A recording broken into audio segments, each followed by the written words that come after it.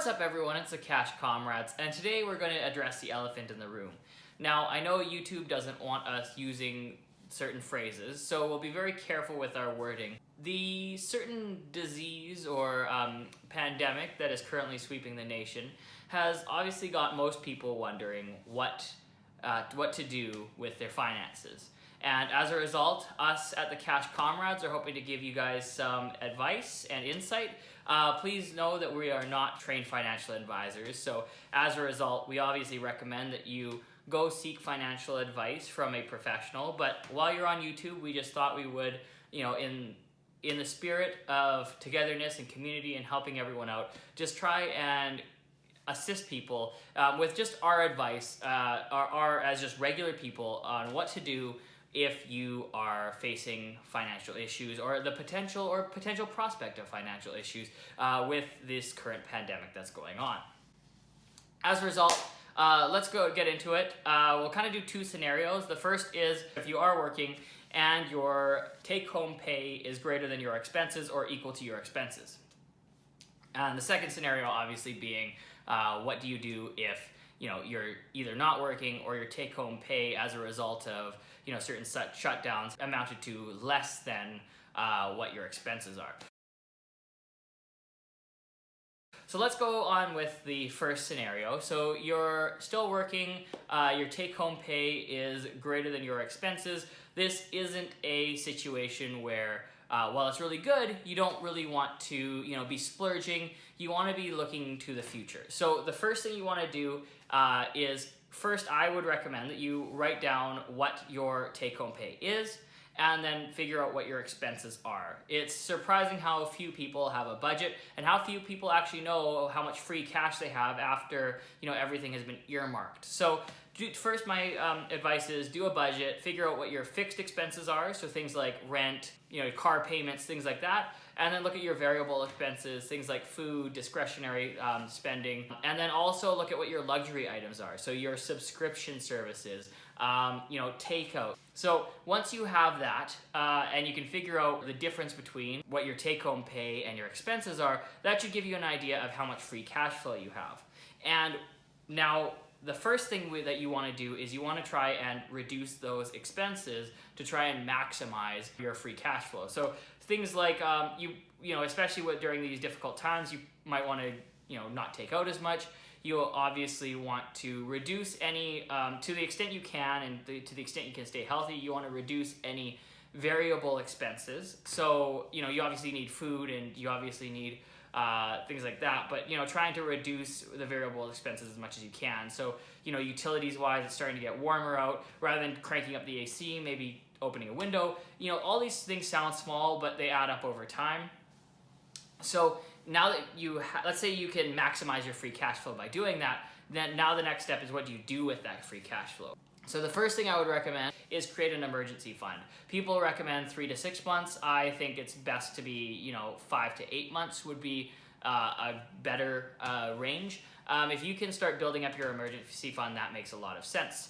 Now, if you have your emergency fund, you have savings, the other thing you can do is start paying down bad debt. So if you've got high credit card debt, large student loan debt, those kind of things, you can start paying those down. Let's say you've got all those, you've got your emergency fund saved up, you've got all your bad debts paid off, you've got even your moderately bad debt paid off, then you can consider doing things like putting money into the stock market if you want to try and maximize your income when this crisis passes. But at the same time, I'd be very careful if you're considering investing, obviously only putting money in that you're fully willing to lose. And this is probably something for another video, but not spending money on speculative investments, but rather spending it on tried and true investments that will be or likely will be there for the long haul.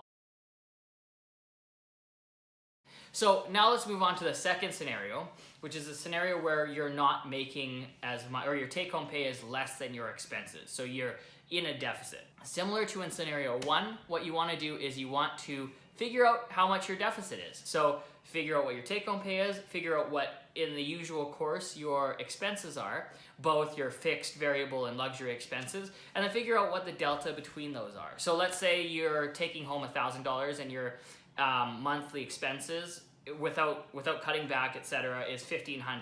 So your negative cash flow is now negative $500. So with that, you're going to really want to start trying to figure out what you can do to either pay that $500 difference or reduce that $500 difference. So the first thing I would recommend is, now that once you do the budget, you figure out what your negative cash flow is, the first thing you want to do is figure out what you can cut back on. So are you spending $300 a month on, food delivery services that, could be easily replaced with cheaper grocery store options?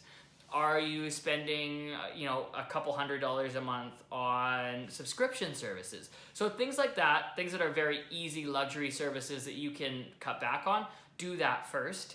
The other thing you can do is start trying to whittle away at the variable expenses. The problem with starting to kind of whittle away at those variable expenses is you won't see a big change. I mean, there's small incremental changes that'll add up over time and will add up if you do a lot of changes in aggregate, but they aren't as massive as something like taking your $200 subscription services and whittling it down to the 2 subscription services you need that amount to $20. So that's a savings of $180 right there. Whereas if you crack the window instead of using AC, you might be saving $10 a month. So you won't see as big a change, but it all adds up to hopefully making you cash neutral or cash positive. The second thing, if you've cut everything to the bone and there's nothing further you can do to reduce your expenses in the normal course, the other thing you can look at is potentially looking at deferred payment options with respect to some of your expenses. Like, for example, I think some of the phone carriers are offering deferred payment plans. Certain mortgage companies are offering deferred mortgage loans. Just remember that at some point you're going to have to pay that back. So it's not free money. If you defer your payments for 3 months, eventually you're going to have to pay those 3 payments back. Obviously, it probably is dependent on the company what the form of repayment is, but it is important to remember that that's not, just because it's deferred doesn't mean it goes away. So that is something you're going to have to pay back later on. Hopefully at that point, once you've deferred everything or deferred certain things, you're able to become cash positive and cash neutral. And then the other option is, we've done the expense side. The other option is the revenue side. And I know what you're thinking at this point. You're probably thinking, yeah, great, everything shut down. Why would I start something new? Why would I start a business at this point? Arguably, I wouldn't say pour a bunch of money into it, but arguably what you have now, if you have reduced hours and less take-home pay, is time, right? So don't spend your time, you can spend a little bit of time watching TV, but spend your time doing things productive. Learn a new skill, read a bunch of books, start a new business if you're interested in it. Build up the building blocks for the future. And I know what you're going to say. Well, that doesn't help me right now. I'm still in the hole for $500. I'm still cash negative. But by building the building blocks for more revenue later on, if you're in a deficit now and maybe you're going to have to borrow or leverage or defer payments, hopefully in the future you're setting yourself up for a higher revenue stream or multiple streams of income that'll help pay for that in the future and will help put you in a better position moving forward for hopefully the rest of your life, but at least in the short to medium term, in a better position than you were if you just sat and watched Netflix all day. So hopefully this is helpful. Again, this is the Cash Comrades. We'd really appreciate it if this video was at all helpful, if you'd like and subscribe. Take care. See you next time.